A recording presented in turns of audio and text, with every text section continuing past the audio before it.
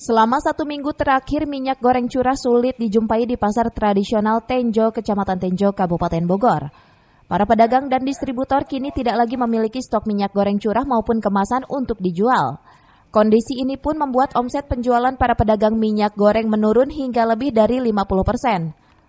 Menurut salah satu pedagang, minyak goreng curah maupun kemasan sulit ditemukan karena kelangkaan tersebut membuat dirinya kehilangan konsumen.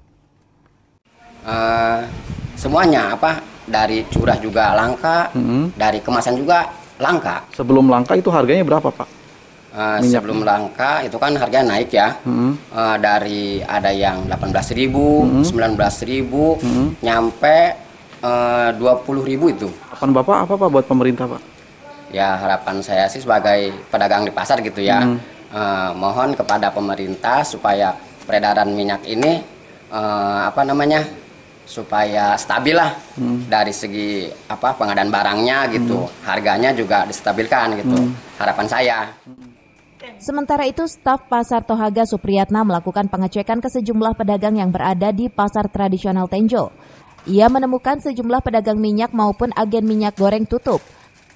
Dalam artian tadi juga saya udah sidak ke tiap-tiap pasar, agen yang menjual minyak, ternyata untuk minyak curah dan minyak kemasan itu sekarang langka, Pak. Dari mengenai harga dari minyak curah tadinya dari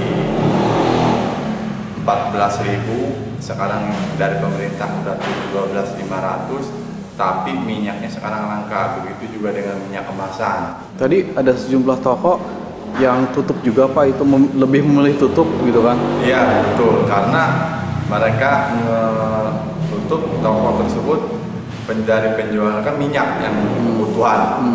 Jadi sebagian untuk memilih pedagang untuk memilih tutup. Lebih lanjut, kini para pedagang minyak menunggu realisasi pemerintah mengenai harga dan jaminan stok barang. Dari Tenjo, Kabupaten Bogor, Iwan Setiawan melaporkan.